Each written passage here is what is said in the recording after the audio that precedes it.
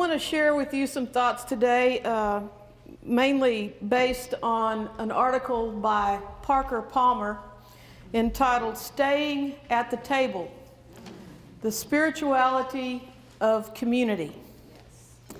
Parker Palmer writes, "God calls us to community, to a mutually supportive, empowering, and accountable life together. We know that from the Bible. We know it from Christian tradition.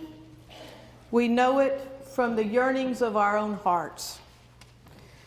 Today, the heart's call to community is amplified by the practical need for community in our lives. In this time of dwindling resources, we need to share. In this time of dangerous social tensions, we need to cooperate and celebrate. In this time of political madness, we need to support each other's sanity." But what exactly does community mean to us?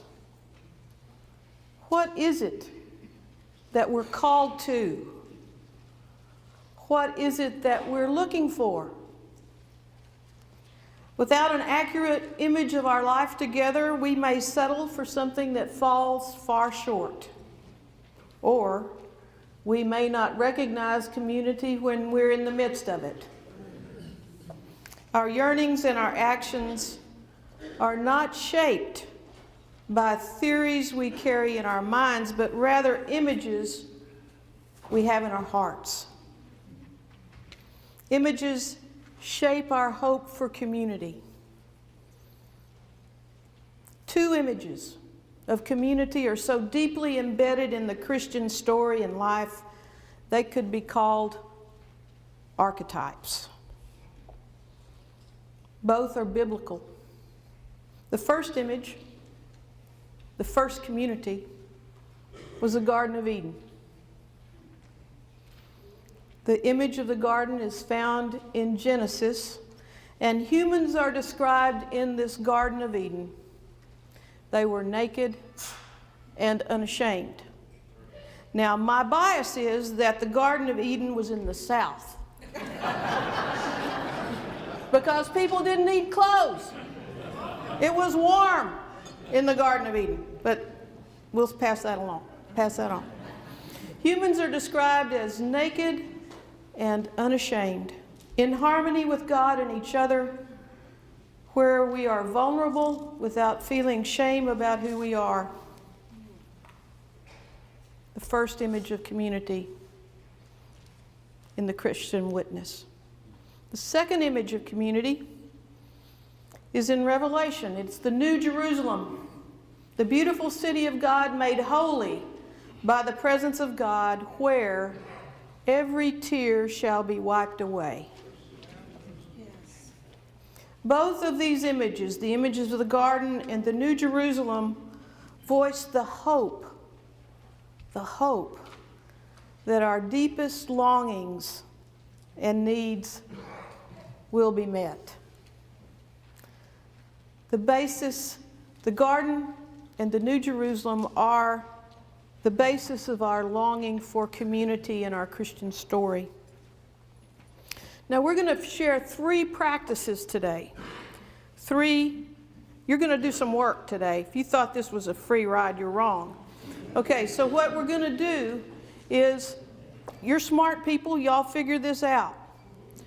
You're going to assemble in groups of 3.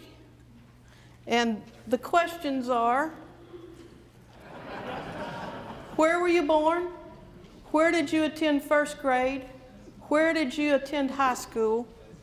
And what was your first memory of prayer? There are 3 people. Each person has 5 minutes. Go.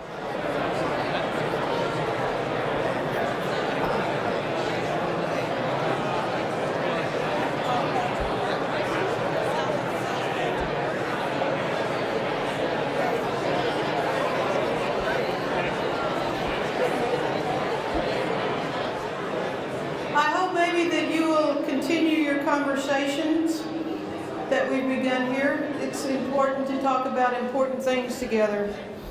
The first practice we did this morning was the practice of memory.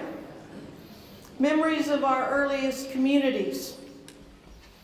The second practice we'll be doing is a practice of hope. And the third practice will be the practice of Holy Communion, of breaking bread together in our Eucharist celebration. The second practice is the practice of hope. Practice of hope. As we live out our call, time goes by. We say, "Here I am, send me." There?